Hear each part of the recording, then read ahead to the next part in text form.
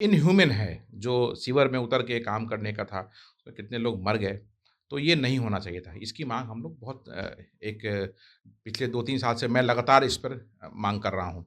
आज केंद्र सरकार का जो बजट आया उसमें उसमें ये दिखा कि अब आधुनिक मशीनों के द्वारा शिविरों की सफाई होगी। तो 1000 से ज़्यादा लोगों की मृत्यु हो चुकी है और हमारे पटना शहर में भी शहर के बीचों-बीच ये हादसा हुआ था, उसमें सफाई कर्मियों की मृत्यु हो गई थी। तो ये एक बहुत पुरानी लोगों की माँग है, सफाई कर्मियों की माँग है कि ये बंद होना चाहिए। ये मैला ढोने की प्रथा और सीवर में उतर करके सफाई करने की प्रथा, ये कोई औचित्य नहीं रखता। धरातल पे ये उतरना चाहिए। धरातल धरातल पे जब तक कहीं ये 2 करोड़ रोज़गार वाला जुमला ना हो जाए, कहीं बस वो साबित अगर हो गया, तो हमारी आवाज़ बुलंद रहेगी इसके प्रति। जब तक ये धरातल पे नहीं आएगा, इसकी माँग को हम उठाते रहेंगे। जब धरातल पे आ जाएगा, तो हमारा धन्यवाद है, सफाई कर्मियों का धन्यवाद रहेगा केंद्र सरकार। समाज का एक ही माँग है आज के समय में कि पासवान रेजिमेंट हक है हमारा। क्योंकि हम लोगों ने ये काम सदियों से किया है, समाज की रक्षा करने का काम किया है, अंगरक्षक का काम किया है। वीर बाबा चौहरमल के हम वंशज हैं और उन्होंने एक बड़ी लंबी लड़ाई सामंतवाद के खिलाफ और समाज की रक्षा की। 2023 का आज आम बजट आ गया है, लेकिन आम बजट में जो खास बात है वो सबसे ये बात है कि आपको पता है कि आपके आसपास आपके गली मोहल्ले में जो सफाई होती है या बड़ा बड़ा जो नाले की सफाई होती है, उसमें जो है जो सफाई कर्मी होते हैं अंदर घुसते हैं और बिना किसी सुरक्षा किट के अंदर घुसते हैं। और कई आंकड़े हैं पिछले जो वीडियो उसमें भी हमने आंकड़े बताए थे कि कई लोगों की जान इसमें चली गई है। अब भारत सरकार ने आज का जो बजट है उसमें ये प्रावधान लाया है कि अब कोई भी सुपर के काम करने वाले लोग अंदर गटर में घुस करके सफाई नहीं करेंगे। हालाँकि कितना धरातल पे उतरेगा ये सवाल है। लेकिन इसके पीछे एक आदमी है आदित्य पासवान जी, जो आज से नहीं 2 साल पहले से तक ये सवाल ये उठा रहे थे और आज जो है भारत सरकार ने ये माँग की है। हालाँकि कई और लोग भी जो हैं जो इसकी माँगे कर रहे थे। आदित्य पासवान जी, लगातार 2 साल से आप लोग माँग कर रहे थे, आप खुद माँग कर रहे थे और कई आंदोलन भी चल रहे हैं। कैसे इसको देखते हैं? देखिए, सबसे पहले तो आपके माध्यम से मैं उन सभी भाइयों, साथियों और मित्रों का धन्यवाद करना चाहूँगा, जिन्होंने मुझे जब ये मैं माँग उठा रहा था, उसमें सहयोग किया। हम लोगों ने सड़क पर उतर के आंदोलन भी किया, सफाई कर्मी भाइयों के लिए।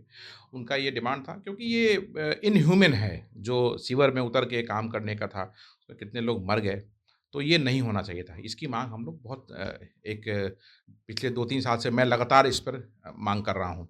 आज केंद्र सरकार का जो बजट आया उसमें उसमें ये दिखा कि अब आधुनिक मशीनों के द्वारा शिविरों की सफाई होगी। तो ये एक अच्छा कदम है केंद्र सरकार के द्वारा, लेकिन उसमें डर यही है कि ये धरातल पे कितना उतरता है या फिर ये जुमला कहीं साबित ना हो।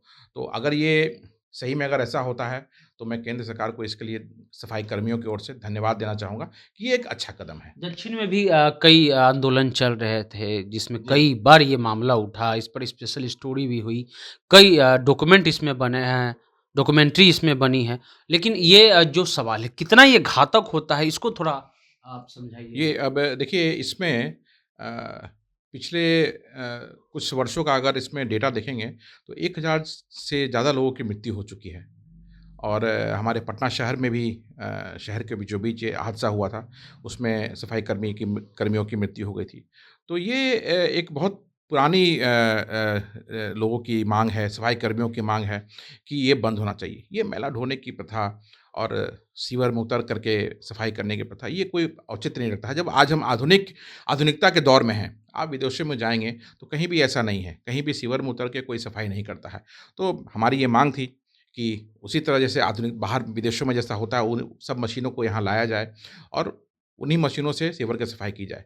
और अब आपके माध्यम से फिर मैं केंद्र सरकार के जो माननीय मंत्री जो इसमें हैं, संबंधित मंत्री मंत्री जो हैं, उनको बोलना चाहूँगा कि जल्द से जल्द जो पैकेज है, जो फंड है इस मद में सरकार को अवेलेबल कराएँ, बिहार सरकार को या और भी राज्यों को, और जो भी मशीनें हैं जल्दी से जल्दी खरीदें और सफाई कर्मियों को इस चीज़ से निजात मिले। लेकिन एक सवाल और है कि मौजूदा सरकार के बारे में कहा जाता है कि मतलब कोई भी ऐसी घोषणा होती है उसको धरातल पर उतार नहीं पाते हैं।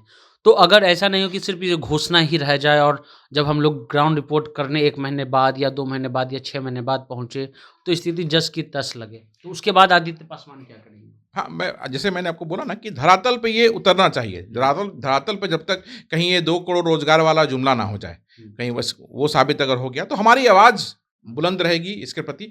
जब तक ये धरातल पे नहीं आएगा, इसकी माँग को हम उठाते रहेंगे। जब धरातल पे आ जाएगा, तो हमारा धन्यवाद है, सफाई कर्मियों का धन्यवाद रहेगा केंद्र सरकार को। एक तो माँग ये आपका लगभग भारत सरकार ने पूरा कर दिया है। एक माँग और आप कर रहे हैं पासवान रेजिमेंट का, जी। क्या वो भी इसी प्रकार पूरा हो पाएगा? देखिए, उसके लिए मैंने सारा जो पूरा समाज है, पासवान समाज है, संगठित हो रहा है और समाज मेरे साथ है।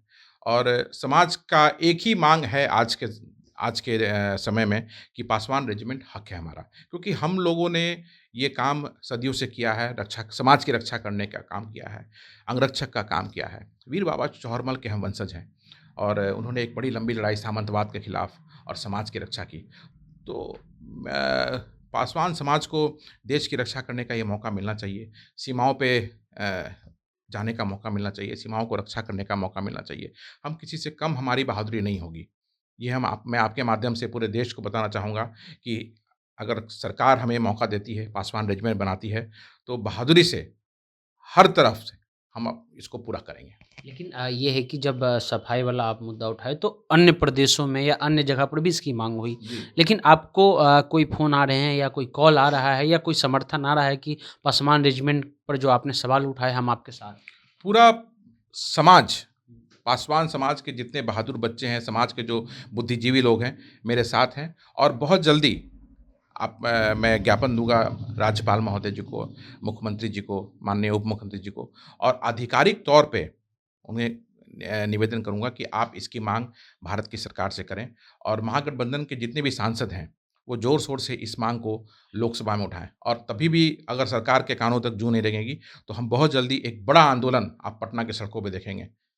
तो आदित्य पासवान और उनके जैसे और भी जो साथी जो खास करके इस मसले पर लड़ाई कर रहे थे कि जो मजदूर लोग जो जा कर के नाले में उतर करके सफाई करते हैं, इनकी जीत है और इनको हमारे तरफ और जनता जंक्शन की तरफ से भी बहुत बधाई, क्योंकि ऐसे समाज में लोग हैं तो इन मसलों पर बात होती है। क्योंकि जो सफाई कर्मी हो ज़्यादा पढ़े लिखे नहीं हैं, इसलिए अपनी बात को पहुँचा नहीं पाते हैं। लेकिन ऐसे समाज में लोग हैं जो इन बातों को ऑब्जर्व करते हैं और मेन स्ट्रीम में इसको रखा जाता है। फिलहाल जनता जंक्शन आप देख रहे हैं और भारत सरकार को भी धन्यवाद। लेकिन सवाल हमारा वही रहेगा कि 2 महीने या 3 महीने के बाद जब हम ग्राउंड पर पहुँचे, तो हमें देखने को मिले कि सफाई कर्मी खुद से नाले में ना जाएँ और उसके बदले मशीन होना चाहिए। जनता जंक्शन आप देख रहे थे।